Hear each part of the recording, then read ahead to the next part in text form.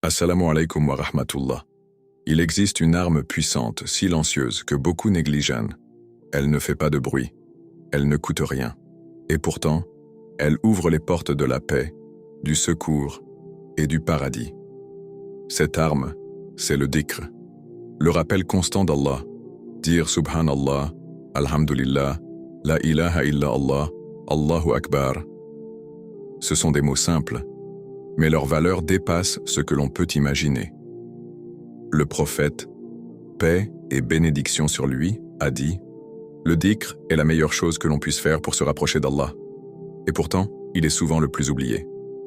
Dans le Coran, Allah dit « Ceux qui ont cru et dont les cœurs se tranquillisent par le rappel d'Allah. » N'est-ce pas par le rappel d'Allah que se tranquillisent les cœurs? Sourate Ar-Ra'd, verset 28. Le dhikr n'est pas un simple mot qu'on répète par habitude. C'est un lien vivant, une nourriture de l'âme, un bouclier invisible contre les doutes, la peur, la colère, la solitude. Quand une personne se souvient d'Allah, dans son cœur ou avec sa langue, elle active une protection, une lumière que même les anges perçoivent. Un parfum qui s'élève vers le ciel.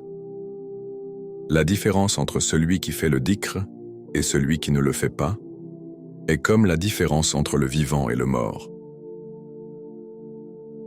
Rapporté par Bukhari. Cela signifie que sans le rappel d'Allah, le cœur meurt. Il s'assèche.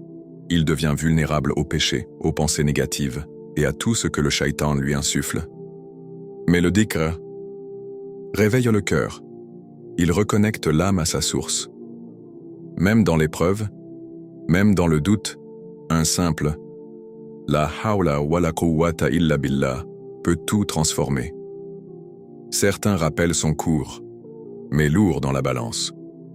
Le prophète a dit « Deux paroles légères sur la langue, lourdes dans la balance, et aimées du miséricordieux. Subhanallah wa bihamdihi. Subhanallah al-Azim. » Le dhikr vous accompagne partout. Il n'y a pas de moment où c'est interdit. C'est un acte ouvert à tout instant. Et le plus beau, c'est qu'Allah se souvient de celui qui se souvient de lui. Rappelez-vous de moi, je me rappellerai de vous. Sourate Al-Baqarah, verset 152. Imaginez. Le Seigneur des cieux et de la terre vous mentionne dans son assemblée céleste, parce que vous l'avez mentionné seul, dans votre chambre ou dans votre cœur. Et quand vous vous sentez abandonné, quand plus rien ne vous parle, essayez le dhikr. Pas mécaniquement, mais avec sincérité, avec lenteur, avec présence. Astaghfirullah, pour purifier. Alhamdulillah, pour remercier. La ilaha illa Allah, pour affirmer l'unicité. Allahu Akbar, pour replacer toute chose à sa vraie taille. Et si vous êtes assailli de pensées sombres, le dhikr est un remède. Pas un simple mot, mais un traitement spirituel, régulier, silencieux et puissant.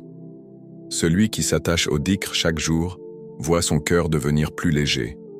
Il pardonne plus vite, il panique moins, et il sent la présence d'Allah, même dans les moments difficiles. Et surtout, au jour du jugement, chaque parole de dhikr sera présente, pesée, consignée, tandis que les paroles vaines, elles, ne pèseront rien. Le croyant intelligent ne néglige jamais le dhikr. Il sait que c'est l'une des seules actions qu'on peut faire partout, à tout moment, et qui ne s'épuise jamais. Alors commencez, doucement, quelques mots chaque jour, avec le cœur, et vous verrez qu'avec le dhikr, le cœur cesse de fuir et commence à vivre.